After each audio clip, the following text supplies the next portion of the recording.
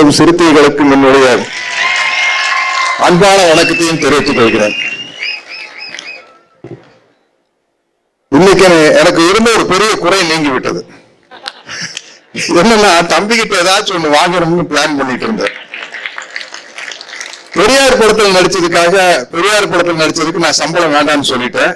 அந்த படத்தினுடைய 100வது நாள் விழால நான் ஊதியம் வாங்காம நடிச்சதுக்காக தந்தை பெரியார் கிட்டத்தட்ட ஒரு 90 வருஷம் அணிஞ்சிருந்த இந்த மோதிரத்தை ஆசிரியர் வீரமணி அவர்கள் கலைஞர் கையால கொடுத்து எனக்கு அனுப்பிச்சு விட சொன்னாரு. அது இப்போ என் விரல் இருக்குது. அதே மாதிரி என்னுடைய மக்கள் தலைவர் எம்ஜிஆர் அவர்களை நான் சந்திச்ச போது, உனக்கு ஏதாச்சும் நான் கொடுக்கணும், என்ன வேணும்னு கேளு அப்படிங்கிறாரு. எனக்கு திடீர்னு என்ன கேட்குன்னு தெரியல. என்னென்ன அப்படின்னு, இல்ல நீங்க ஏதாச்சும் கேளுங்க அப்படின்னு, நீ எக்ஸசைஸ் பண்ற தம்பிள்ஸ் இருந்தா கொடுங்க அப்படின்னு சிரிச்சாரு. பெருசா ஏதாச்சும் கேளுங்க, எனக்கு பெருசா கேட்க தெரியலீங்க, என்ன பண்றது தெரியல அப்படின்னா. உடனே உதவியாளர் கூப்பிட்டாரு. போய் உள்ள போய் ஒரு கரலாக்கட்டை எடுத்து கொடுத்தாரு. இன்னைக்கு அன்பு தம்பி எழுச்சி தமிழர்கிட்ட இருந்து ஒரு 50,000 ரூபாய் செக் வாங்கிட்டார். இந்த 50,000 ரூபாய் செக்க நான் கேஷா மாத்திடுறேன்.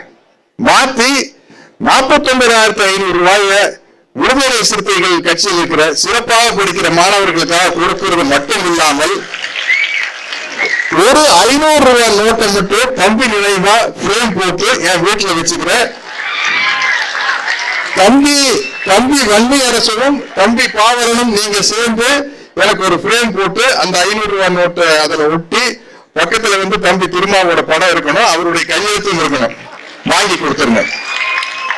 இது ஒரு வருஷத்தோட முடிவடைகிற விஷயம் இல்ல.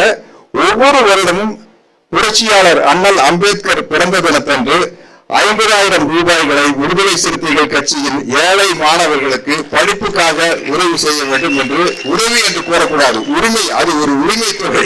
நம்ம தமிழக முதல்வர் ஸ்டாலின் அவர்கள் சொன்னது போல உரிமைக்கு அதை ஒவ்வொரு வருஷமும் செய்யறதுக்கான ஒரு விழிப்புணர்வு எனக்கு ஏற்படுத்த விடுதலை சிறுத்தைகள் கட்சிக்கு என்னுடைய மனமார்ந்த நன்றி. தம்பி கொஞ்சம் பார்த்துக்க சார்.